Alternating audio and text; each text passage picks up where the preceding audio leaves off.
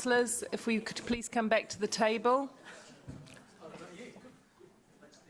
Ryan, Dave, Mayor, if we're able to start again, that would be good.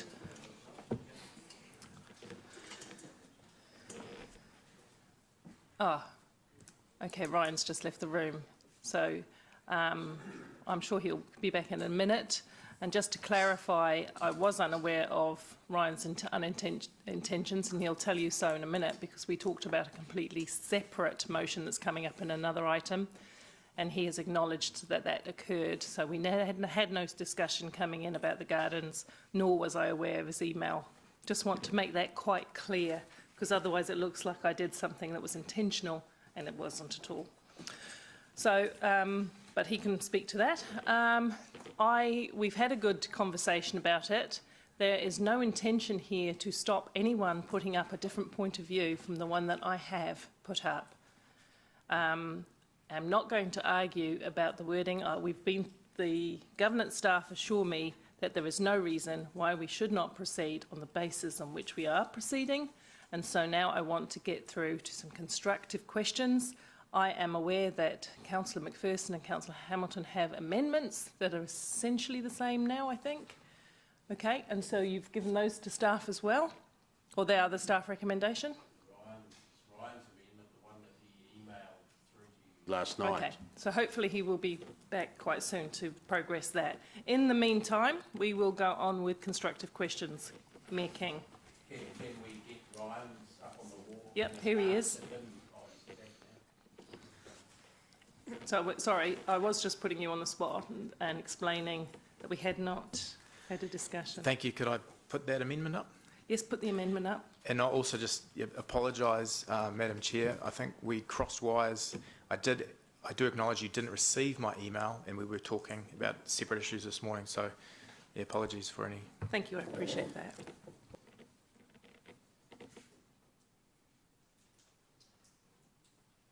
Okay. So I think you can see from the motion and the amendment that there's some issues that can now be discussed through questioning. Feel free to question constructively, and then you can debate those points before we take them. So I think there's plenty of scope for democracy in this next period of time. Mayor King, your questions, please. Yeah, I'll continue with my questions in a minute, but could the mover of the amendment have an opportunity to explain it as the chair had to explain her motion? Certainly. Thank you.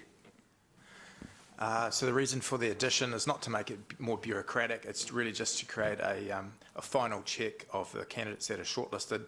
Elected members just get a final sign-off in case we see any red flags of potential candidates, as we have done recently with one of our CCOs in confidential. Thank you. Thank you. Could I go to the motion, please?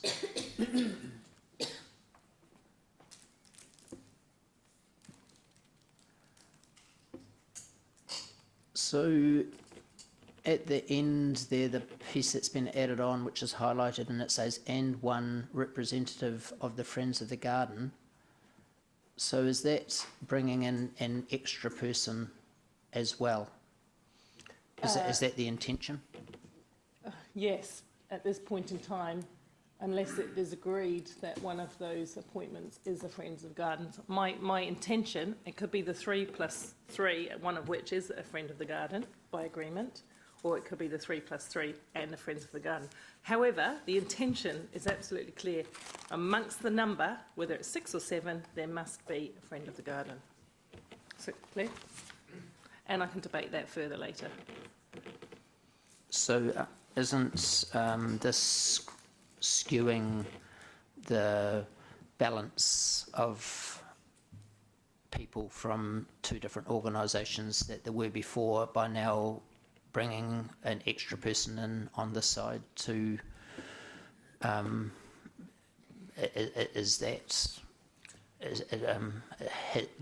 appears to have brought in a dominance on one side? My intention is to bring in a group which have a long history and involvement in the gardens and have brought a great deal of benefit to the project throughout its lifetime to the table in this forum. So could I ask John Dobson, how would your trust feel about the recommended motion and the recommended amendments? Can you just give us your feedback on behalf of the trust? Yes, look, we've gone about this to try and create a structure that is as free as possible from political interference, so we can carry out and complete a $25 million project. We don't think representation is necessary. The only reason why we conceded a councillor and a management person on was to build a bridge with council, because I think it was a wild leap of faith if we thought we could take this completely out of the hands of council without having a connection. At the end of the day, our trust may not have any representation on this PGG, because I'm not sure we have the skills yet necessary as individuals. And the silly thing is, if I'm there because I have some financial skills, I'm a member of the Friends. So, look, everyone's going to be consulted. The Friends don't have to fear or feel threatened by this. This is just about getting the right people. Now, what I've proposed when I originally spoke was, and I have to be fair, I haven't seen the council or the staff's recommendation. The way I would have approached this was today appoint 2 councillors, or the mayor and one other councillor, who will join with 2 members of the trust, and if necessary, get someone from the Friends if that's necessary, to come up with a panel of 6 names that fairly give the right skills to make this thing happen. And these are going to be some pretty big noters we need to get behind this, because 25 mil is a hard target. And those names would then come back for a final sign-off by council. And I think if we do it that way, we'll get the right people around the table. They may all be members of the Friends. They may be all members of our trust, or they may, who knows? If they're the right people, it doesn't matter who they represent. But we don't want any politics around the table. We're not going to get the big noters, the people with the clout and the skills, if they're going to be playing with politics. They just don't like that. That's my view. And I'm sure my trust, most of my trust, would share that with me. Thank you. So could I just confirm with the chair that at a meeting yesterday that I made it clear that I, as the mayor and as the person who... Is this a question, though? Yeah, it's a question to you, if that's okay, Councillor Paula. Yep. So can I ask you to confirm whether I asked you yesterday and made it clear that I would like to have been representing the city on this and report back as the person who moved the money and proposed the money come forward for this, in the 10-year plan, and that I felt that I would be a good conduit to report back to council yesterday morning. Okay, thank you. So how that went was I alerted the group that I was going to propose Angela for her length of experience and knowledge about the gardens. I said that at the first point. It was then noted that Councillor Gallagher had suggested that you might come in as an ex officio member. That item was muted. And then you spoke to it saying you would like to be on it because you feel that you're the person to bring information back to the council, and that you spoke to say that we needed to get out of the picture as far as possible and let the trust do whatever they like, and therefore you were the right person. I respectfully, and I did do this respectfully, Mayor Andrew, said that I will still propose Angela because a number of us who were favourable to that idea, and I would test it with council. Now, we're in a democratic forum, whether people, and I haven't had a lot of conversations with Councillor O'Leary about this at all. I just know what she stands for and her length of service around the gardens. I said I would continue to test that before we left the room, and you knew that, and that's what I'm doing today. So you said you hadn't talked to Angela about that at length. You did say yesterday that you promised Angela you'd put her name up? I said I haven't discussed it at length with her. I've asked her. We were in the same update session, Okay. Councillor Gallagher, Councillor Thing, and she, I said, would you be interested? And she said she's very passionate about it. That's about the extent of the conversation that we've had, and she's nodding.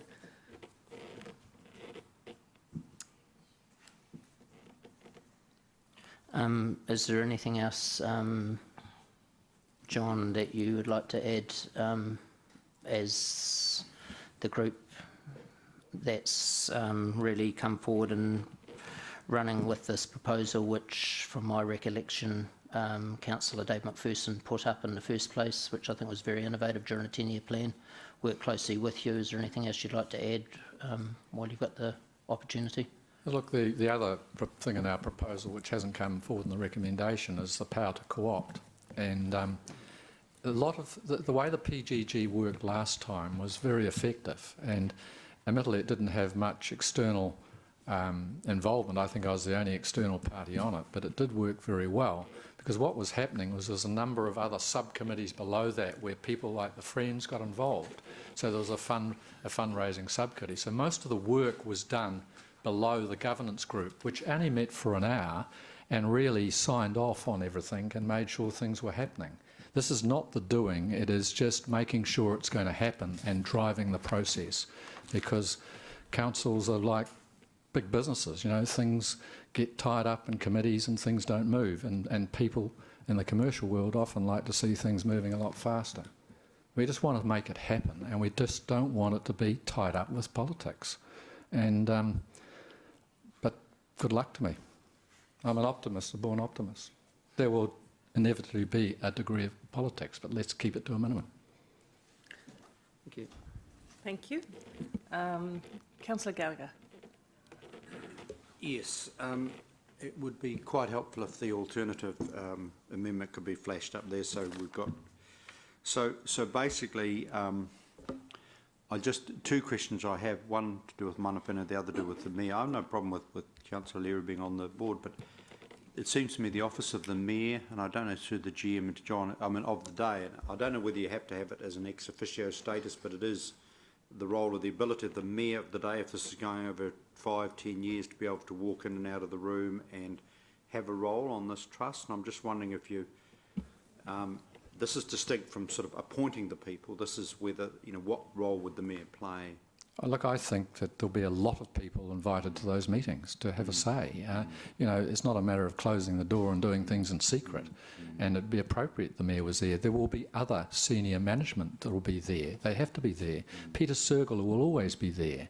And a member of the Friends, if they want to be there as an observer and participate, they can be there. But I think this is all about giving voting rights to 6 people with the right mix of skills. We don't want 6 accountants. We certainly don't want 6 lawyers. Probably don't want 1 lawyer. But we want to get it right. The next question is around the mana whenua Waikato Tainui. How, again, because I'm sort of looking at, you know, when you're trying to co-opt, I assume that'll be one. It's mentioned in the staff report. Do you have views on that? Look, I have to consult on that, and that's what I think having a selection panel can consider that. That could be quite advantageous. Once again, it may not be necessary to have that person represented at the PGG level. There may be another way of keeping that connection, because local iwi is extremely important to the development of the garden. We've got resource consent issues that we need to work through. So, look, I'm not the expert on this. I think we have that discussion. The terms of reference have the ability to co-opt. So the PGG has the terms of, has the ability to co-opt anyone onto that group. And you're right, it is outlined in the staff report, and it's a number one consideration in the development of the management plan, but also in the ongoing delivery of the development program as well, because there's significant issues with mana whenua there, which Peter's worked through over the years and established good relationships, but obviously we can always enhance those.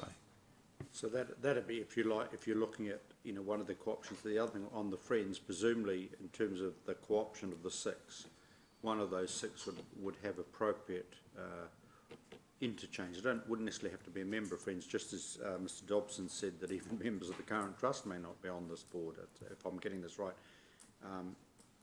you're fundamentally looking for individuals with skill base, not being a delegate for any particular group. Is that correct? Yes, that's correct. And I think if we have a good process, as I'm suggesting, everyone can put forward candidates, and then we can look at all the candidates and decide who the best mix at the time. And if we're short, we've had that power to co-opt, which is so good. you obviously have no problem with a councillor ending up on the trust as the critical liaison with this council, plus the mayor being able to walk in and out. Have I got that right or not? I don't have any problems with people walking in and out within reason, as long as they respect the process of the meeting. It's just, sorry to belabour the mayor ex officio role, but on any committee in this building, the mayor of the day is ex officio because of the critical role he or she plays around the budget. And I'm just trying to tease out, in my view, like it would be quite critical the mayor of the day had a really close relationship with the group going forward. Yes, I agree. If ex officio means non-voting, and that is perfect, and I think it's most appropriate. I think if the mayor is close to it, he's going to be able to lead the council through any subsequent debate where that's necessary. Okay, and what's your view, again, sorry to labour this, we're talking, it's been suggested through the staff rec that a councillor sits on, as a voting member of this group? Look, my view on that was that in an ideal world, it probably wasn't necessary. You look at this as a CCO, it's a bit like a CCO, but it's not a CCO, but CCO. Yeah. And so it's not necessary, but I think we're building a partnership here going forward, and I felt that it was needed to get trust in this process, okay? Because the gardens are a big strategic asset. They're our jewel, and council's just not going to let go of the reins completely, in my view. And if I've got that wrong, I'm happy to accept the fact that there's no councillor on there. Sure. Okay. Just, and the final question I have, just come back, it seems a bit crazy that we go, in the staff recommendation, we go off and, get expressions of interest for one, and then you're in another room doing a similar thing. And I think I heard you say, well, why don't we do that kind of together? Have I got that right? No, the trust proposal said that the council and PGG work together. Okay, so it's not a matter of, if you came up with 3 lawyers and I came up with 3 accountants, it's going to look pretty stupid. We need to cooperate. So my suggestion is that today you appoint 2, the mayor and 1 other councillor, to join 2 of the trustees to be a selection panel, and they conduct a process to make sure we get the right mix. And you're happy with that, then obviously comes back, in pink pages, comes back to council, and pink page, confidential but tick off. Definitely, because it's most important. I think Councillor Hamilton's amendment is most appropriate in that respect. You want to make sure there's no ghosts in the closet here. Okay. Thank you, that's helpful, thank you. Thank you. Mangai Te Pora. Kia ora. My questions may sound similar to the Deputy Mayor's, but I just wanted clarity on page 50.30 that there are, the Trust can co-opt people onto the board. I think onto the Trust, sorry. Yes, we're suggesting 2, but I think it's flexible, and those 2 co-options would be voting members. Yeah. But you could co-opt as many people as you need. But I think the art of consultation is very important here. We need to talk to people. If this group of 6 sits in a room and makes decisions and thinks they're going to get that through council at the end of the day, they've got another thing coming. Yeah. Okay. Excellent, thank you for that. And so just to confirm, with co-opting people onto the trust, that once we've done this initial period of establishing who's going on there from council, then that becomes the power, the right of the trust to co-opt on.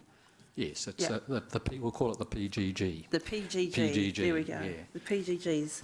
And so just lastly, the term of the group membership, the PGG membership, it may already be in It's a very good question.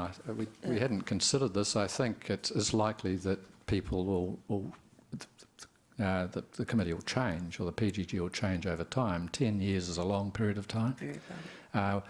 it won't have a formal constitution, but I think one of the first things it could do is come up with some sort of guidelines around tenure. Yeah. And That would be. so it's really, I look for some direction here from the chair. We hadn't really given the thought to a constitution or standing orders or anything like that, but we don't really need it, I think Lance is saying. It worked last time with no rules and good leadership, okay? So the chairperson will just keep it going, and you know, if someone isn't contributing, someone will get tapped on the shoulder and say it's perhaps time you had a rest. So can I just, because I think it'll be helpful to Paul, Lance, can you just explain, because this is a guidance group. So this is not a trust, so this is a project governance group that's going to have governance over the delivery of the fundraising and the development of the gardens. So my view is the terms of reference we've got are adequate, and we can get into more and more detail, but I think then we start diving into the bureaucracy that John's talking about. We've had a project governance group before that's was similar, but probably not. This is beefed up, obviously, with looking at skill sets and that sort of thing. I just think we should be careful that we keep it flexible. Yeah. I think John's right. So if someone's not delivering, then it'll be the general manager's job to have the quiet conversation and give them a tap on the shoulder. And I actually think that we can do that quite upfront if we define a tenure period, because we're asking for commitment to go on here, and there's a lot of funding that needs to be sought out of it. That's just my view. Those were my questions. Thank you. Thank you. Councillor Mallett. Thank you very much. I'm just looking at page 56, sort of paragraph 3. It's governance group role and responsibilities, and also over to page 57, which is the program structure, which has some boxes with some arrows pointing at things. Just want a bit of clarity on. So this entity, the governance group, is going to do the fundraising, or going to do some of the fundraising. yeah, it'll guide the fundraising. Yep. Okay. Yep. We'll kind of set the vision, if that's the right word. Correct. But it's not responsible for the awarding contracts and things like that, eh? To build things. No, it'll drive the development. So if there's Peter strikes problems with whether it's funding or there's we find some geotech issues, some cultural issues or whatever, we might have to change the program. So the project governance group will then give advice on that, give advice to council that instead of doing a certain garden, you might do another one in its place, and those sorts of things. And if you got the right skill set on there, is actually helping the. Sorry, just can we? It's just like we can hear from here. Thank you. And they can help the delivery team with that advice as well from their experience. Okay. Thank you. Okay, so going to the boxes now on page 57, we've got a Hamilton Gardens program. Sorry, did I say? 57. It's 57 of the NGET. Yep. We've got a Hamilton Gardens program, which has an arrow going to, and these things are relatively new animals in our structure. The City Council Capital Investment Board, which is Chris Allen is heading, correct? Okay, and it also points to the project governance group. So the Hamilton's Garden program is something that has been approved by this council in our 10-year plan. Is that right? Correct. Okay, so that's the vision that's encapsulated, and it's been somewhat budgeted as best we can. The general funding envelope, yeah. Yep. Okay.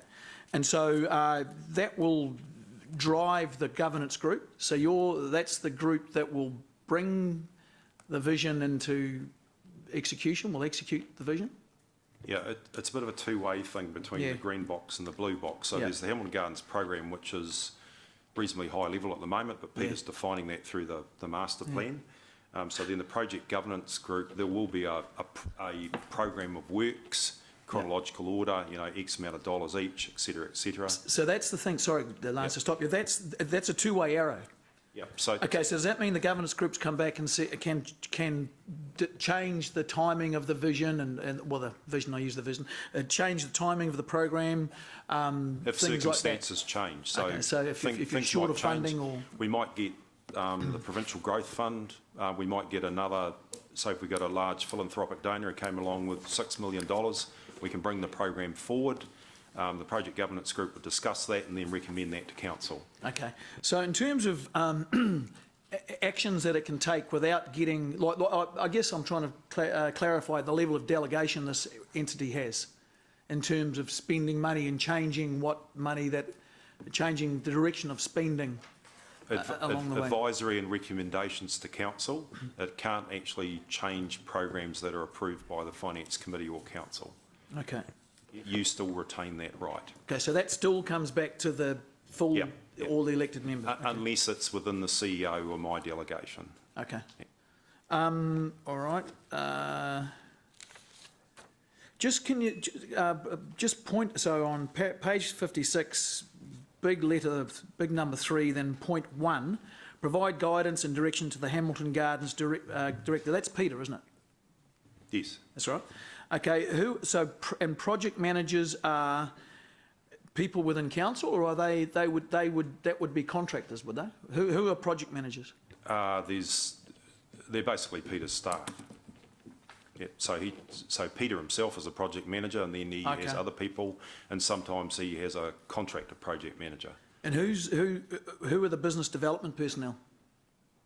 They are Peter's staff that look after the visitor experience at the garden. So they're all Hamilton City Council staff? yeah. Yeah. Oh, okay.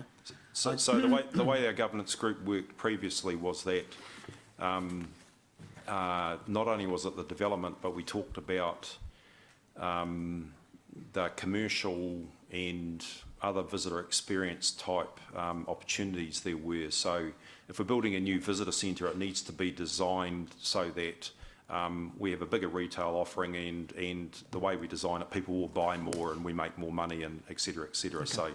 So it's that type of thing. Okay, thank you.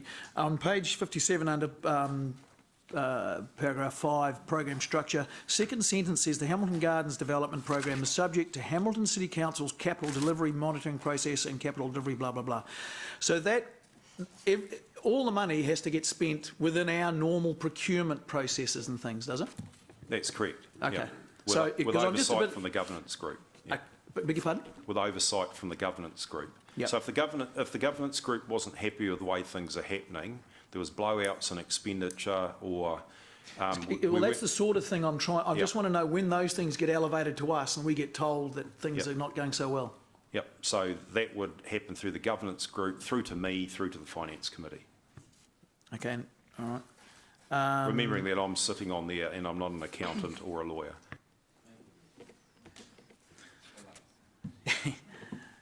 Okay, all right. My concern is just that whilst I take on board exactly what John is saying, you don't want politics involved in this thing, but there are other responsibilities we have in terms of governance of public spending of money, and I just want to make sure that there are really transparent systems for us being aware of what's going on and changes and things like that. Absolutely. So this ticks all those boxes around... So you say. Our delegations, etc. I actually think there's probably more scrutiny because you've got outside people there who are scrutinising it as well. Okay, thank you. Thank you, Councillor Mallett. Councillor McPherson? Thanks. I actually want to ask the General Manager a couple of questions about 3B and C and how they got to be there. Sorry, which page? 3B, paragraphs 3B and C in the recommendation, Lance. Yeah, the staff recommendation, that is, and they're more or less in Ryan's motion as well. Yep. When I look under item 7 over the page on page 46, which is the LTP decision, which is locked in, it says that what we were going to be doing today when we got the report back from staff and the trust was agreeing on a governance structure, but not on the membership of that structure. So I want to know how we got from the point of having a structure proposed to us to actually having the final membership, or some of the final members proposed at this meeting, because I'm taking on board John's point made just before, that he was hoping for a small group to go away and finalise or propose back to council the actual membership.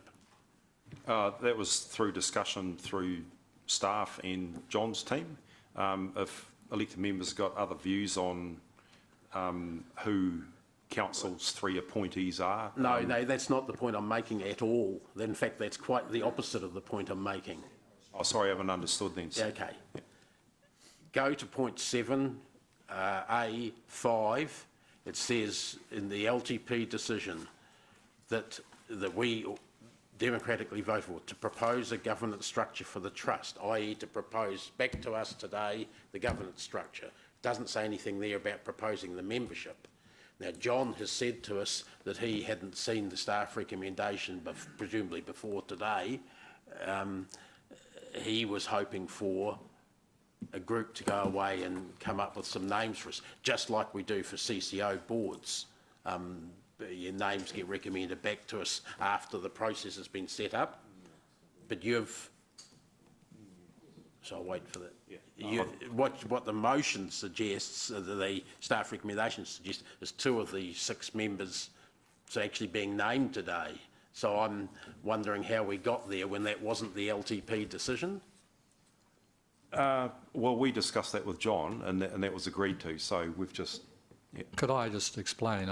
I'm talking about the other 4 members would be subject to that selection process. I'm conceding that it's good to have a councillor and a management there for some of the reasons that Councillor Mallett has been talking about. I don't think there's probably much disagreement about the need to have a management member and an elected member there for all the reasons been outlined, but to actually select the individuals today.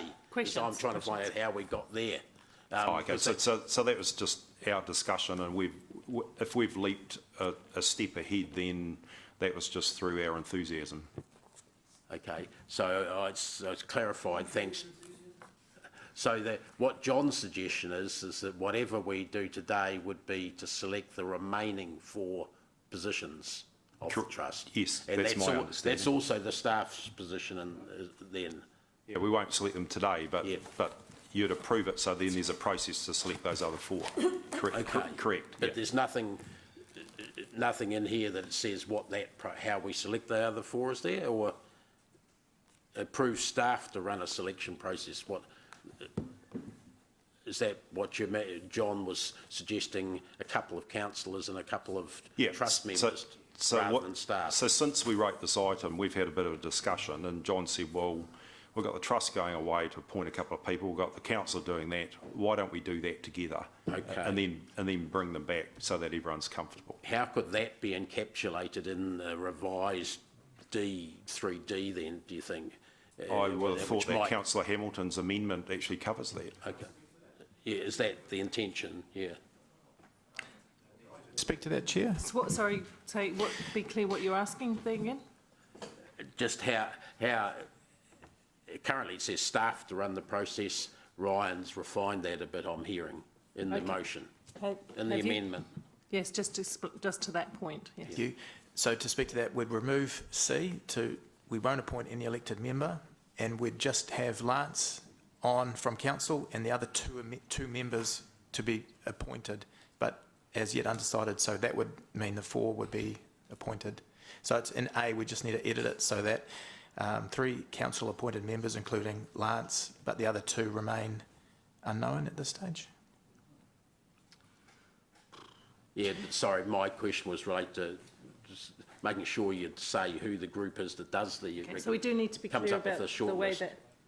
we do need to be clear about that. So is the wording now correct, Councillor Hamilton? No, we need to edit A to that effect. Can you write... It's your amendment. No one else is to write this. It's you to do it, and you're seconder. Can you get that? Make sure Rebecca gets that as soon as possible. Sure. To clarify. And well, Dave... sorry, I slightly beg to differ with that simply because that's based entirely on the staff recommendation wording. So I think that if staff and the trust, John, have got their heads together, that sounds like a good move to me. Just But Ryan's made some make other- sure the wording reflects Ryan's made that. some other amendments. He can work with Lance to sort that. That's fine. I think we can proceed with questions while that happens. If you're able to do that, Councillor Madam Hamilton. Chair, can I just clarify this? Because the way I read Councillor Hamilton's amendment is that he takes out that it allows the general manager committee, my role, to be included in that, but it says the other two people to be appointed by council aren't necessarily elected members.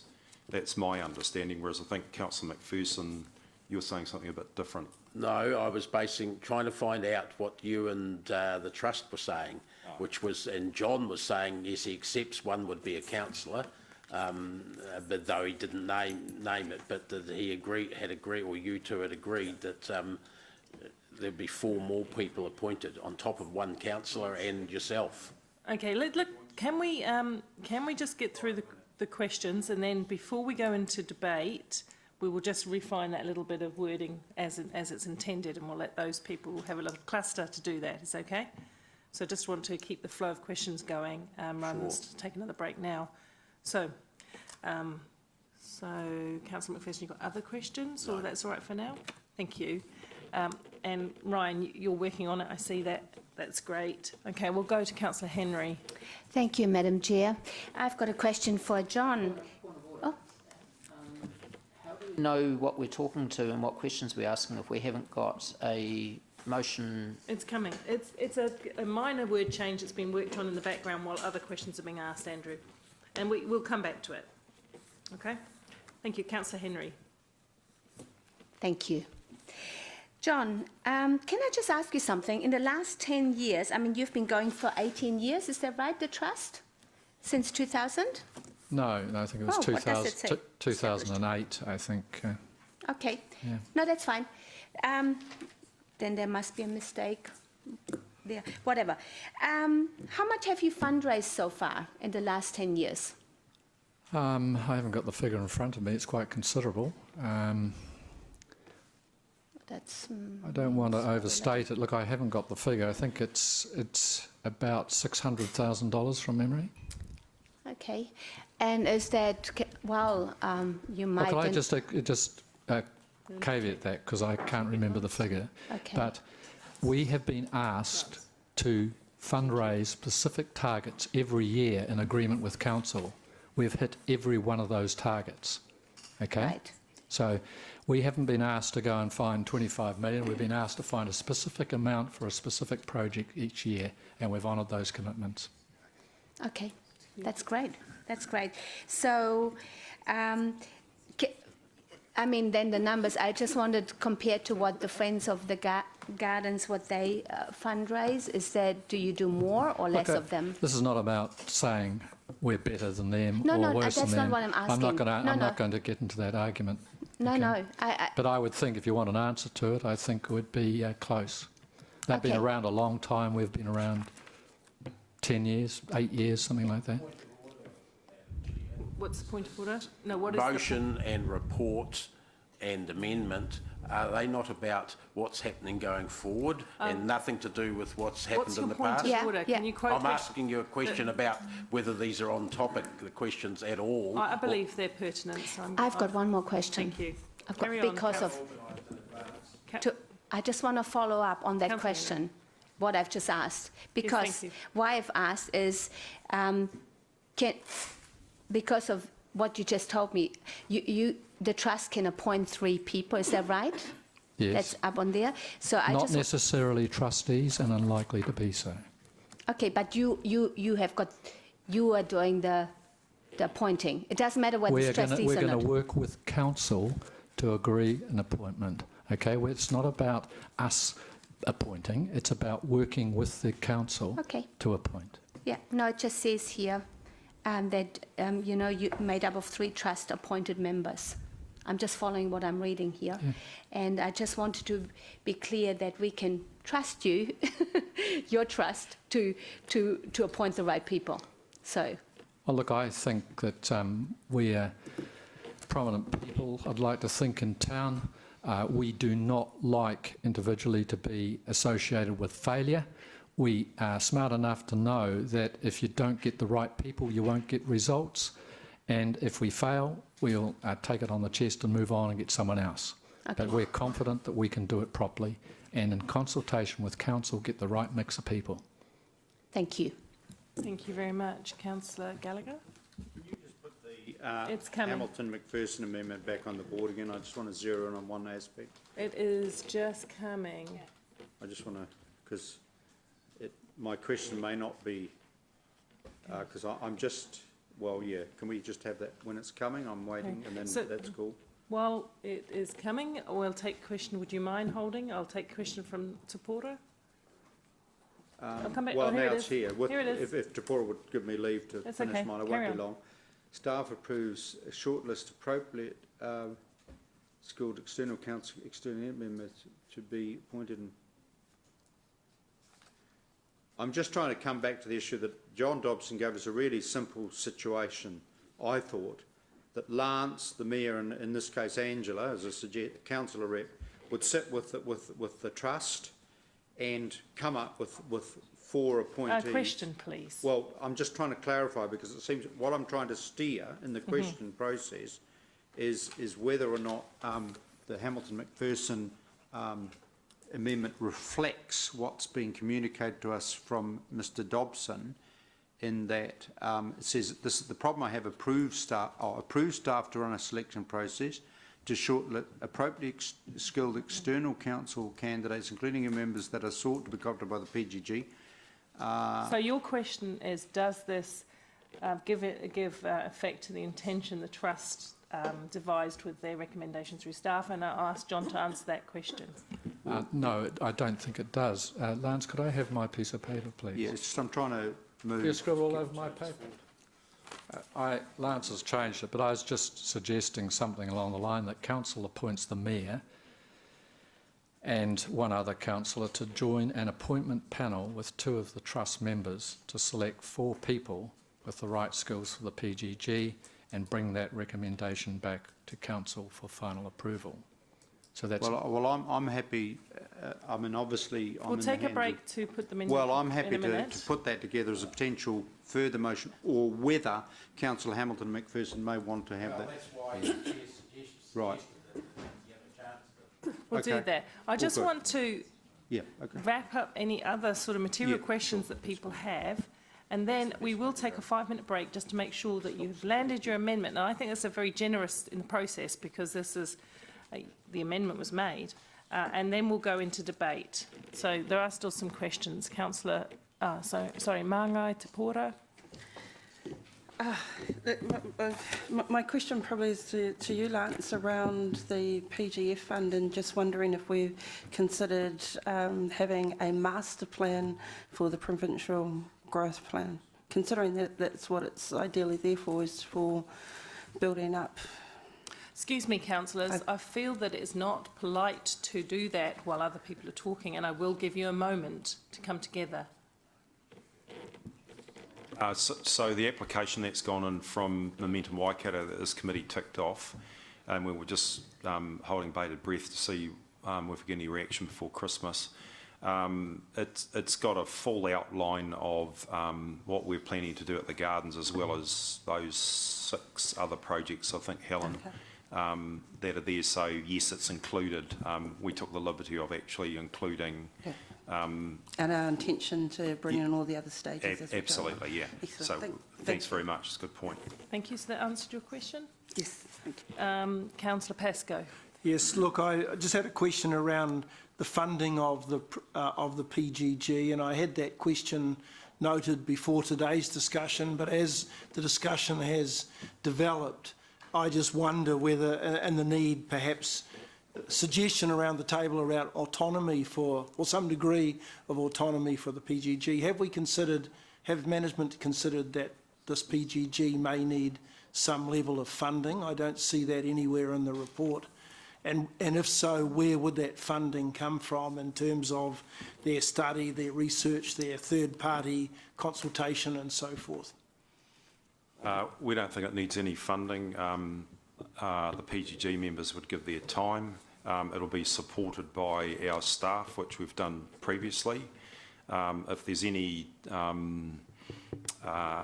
further research, but as Helen said earlier, we've got a lot of information about charged entry and economic benefit and all that sort of thing. So we don't really see it needing to have a separate budget. If there's any minor things needed, that will be provided for from Hamilton City Council. So you'd see the PGG coming back with directions to council on things that they may, or particular projects that might need further work done or research done?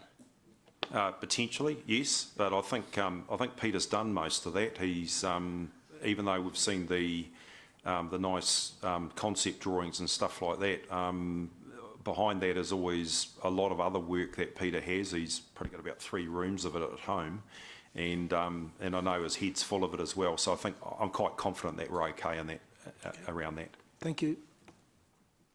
Thank you, Councillor Pascoe. Councillor O'Leary. I'm clear on the amendment.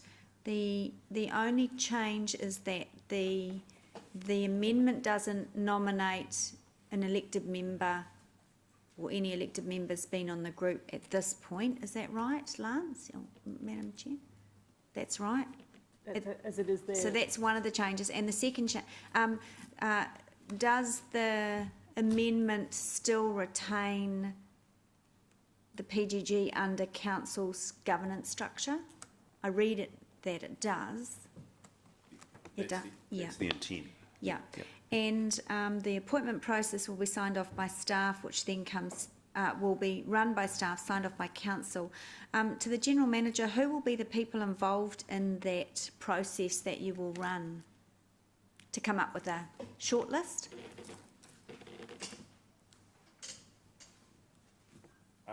That would be my team, and we've run similar processes before for like the external funding committees that Andy's team run and things like that. So we've put out of expressions of interests. You know, to be honest, we've probably shoulder tap some people have got the right skill sets, that sort of thing. We've done a lot of this before. Appointments to other organisations, such as in the past we've appointed people to Creative Waikato and organisations like that, where we have the ability to do that. So are you saying it will be just your staff? Yeah, I think there was. What John was suggesting, though, which doesn't appear to be covered by that amendment, was that what he was saying before was that he thinks there should be a appointment panel of a couple of the mayor and another elected member, and then 2 people from the development trust who could actually then go through that short list and actually make recommendations to council. Yeah, so that's what I'm just trying to clarify on the amendment. It doesn't support the conversation that I've heard from the trust. So. Yeah. Okay. I've got some wording worked out with John. With sort of.